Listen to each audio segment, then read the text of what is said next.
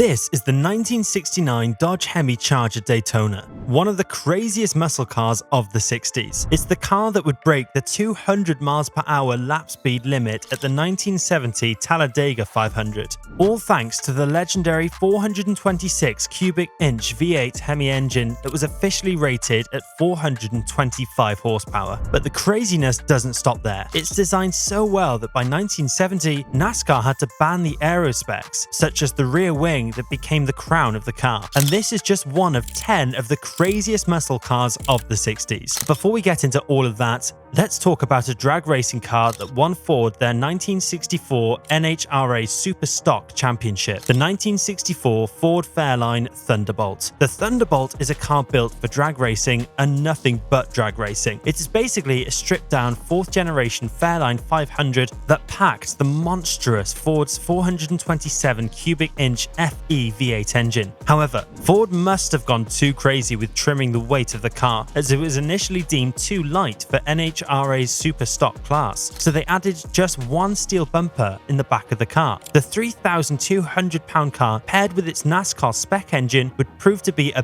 beast, as the Thunderbolt would go on to win the NHRA Top Stock crown that year, as well as the NHRA Manufacturers Cup. All the wins and achievements the Thunderbolt brought, it would go for over $230,000 at auctions. Next up is another drag car. Sure, it's not the most powerful, but its power-to-weight ratio is like none other. It's the 1963 Pontiac Catalina 421 Super Duty, or better known as Swiss cheese, a name that comes from its weight-saving tactics of drilling holes in the chassis and frame. It uses a special order, Super Duty 405 horsepower version of the commercially available 6.9-litre V8 engine. Sure, it may not sound that powerful, but this car only weighs 3,300 pounds, and it has a crazy power-to-weight ratio. This would become apparent when the car set the NHRA C-Stock class record in 1963 with a 12.2-second quarter-mile run at 114.66 miles per hour. Only 14 of the Swiss cheeses would be made before the January 1963 AMA ban on factory racing activities. With no clear data as to how many of these cars survived until this point, this legendary car would be sold off in a 2014 auction for $530,000. The now defunct American Motor Corporation, or AMC, had produced some interesting muscle cars like the Machine, the Gremlin, and their greatest concept car that sadly never made it into mass production. I'm talking about the 1969 AMX3, AMC's take on the mid-engine sports car. Just take a look at the exterior of the car, and you'll know that this is a one-of-a-kind muscle car. Mounted with nothing but American iron, the 390 cubic inch AMC V8, which was the company's best at the time, boasts 340 horsepower. The car even broke the expected top speed of 160 miles per hour when it reached 170 miles per hour at Monza. Weirdly enough, after investing $2 million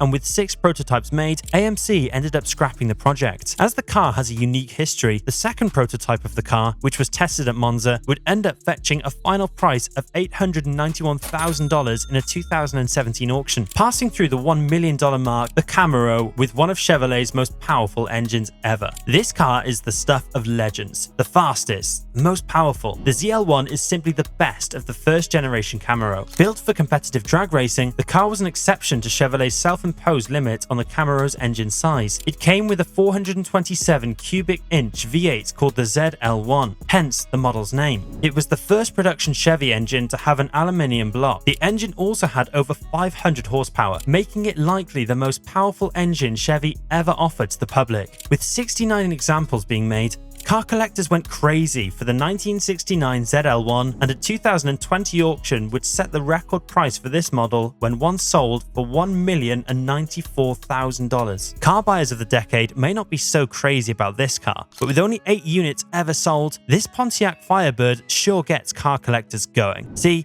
back in March 1969, car buyers can upgrade their regular Firebird with the Trans Am Performance and Appearance package. As a result, 684 hardtop Trans Ams would be made. In contrast, only 8 models would be made as a convertible Trans Ams, making them one of the rarest muscle cars out there. Under the hood, the 1969 Pontiac Firebird Trans Am convertibles is identical with the hardtops, a 400 cubic inch Ram Air 3 engine that pumps out 335 horsepower. What made the convertible so rare was actually the convertible top that pushed the upgrade price to the $4,000 mark, which is quite the spending for 1969. But for car collectors, rarity is the name of the game, which is why the convertibles are valued above the $1 million price mark. In fact, at a 2016 auction, a 69 Trans Am convertible would fail to sell, despite a high bid of $1.9 million.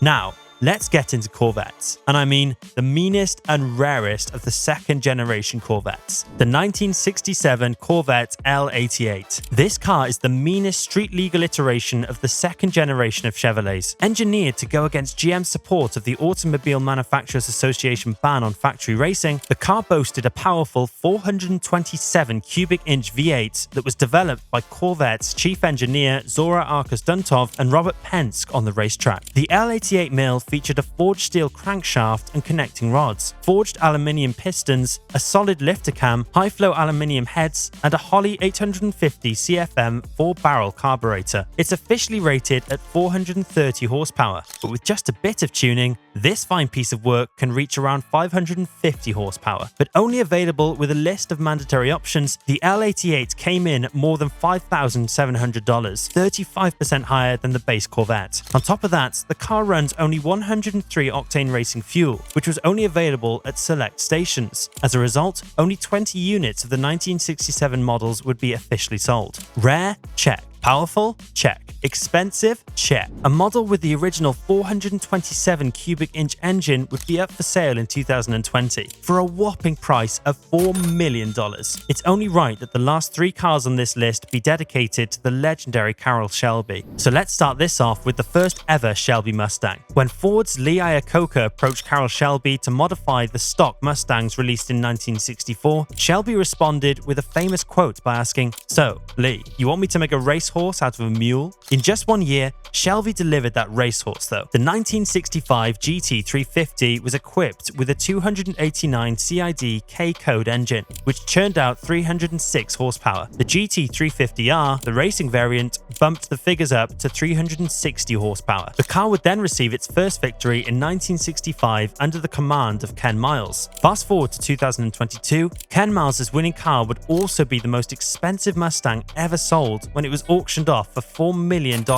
If you really want to see what a peak Carroll Shelby production looks like, then we gotta talk about his personal car, the 1966 Shelby Cobra 427 Super Snake. This was the Cobra to end all Cobras. This was the high-performance Super Snake. So of course, Shelby placed nothing but monstrosity under the hood. A big 427 cubic inch V8 outfitted with 2 Paxton superchargers feeding dual Holley 4-barrel carburetors sitting atop a cross-ram intake manifold, allowing the car to spit out 800 horsepower. If that wasn't impressive enough for the time, the car was able to bolt from 0 to 60 miles per hour in just 3 seconds. But maybe this car was too much of a beast for Shelby to handle. After blowing its engine in a Nevada road race and leaving it by the side of the road, Shelby sold it in 1970. After changing hands a few times, the car would eventually be up for auction in 2007 under the supervision of Shelby himself, where it was finally sold for $5.5 million. But the craziest piece of engineering that is the Super Snake wouldn't even exist if it wasn't for the CSX 2000, the prototype that birthed all the Cobras. It was built by Shelby and a gang of Southern California hot rodders in Dean Moon's shop in early 1962, where a new Ford small block V8 was lowered into the empty engine bay of an AC Ace Roadster. The CSX 2000 has a maximum output of 260 horsepower at 5,800 RPM and a torque of 269 lb-ft at 4,500 RPM. The Pilot Cobra also achieved some incredible feats for a car made in this era. It accelerates from 0 to 60 miles per hour in only 4.2 seconds. It can also cover a quarter mile in just 13.8 seconds at 112 miles per hour, and it has a top speed of 153 miles per hour. More than just starting a lineage of Cobras, numerous sources also credit the CSX 2000 with kickstarting the American sports car industry. Shelby would keep the car as part of his collection until it was sold by his own wishes to fund the Carroll Hall Shelby Trust in 2016, where the CSX 2000 would then create more history by being the most expensive American car ever auctioned for $13,750,000. If you like this video, you're going to love watching our list of the world's rarest cars. Click here to watch it.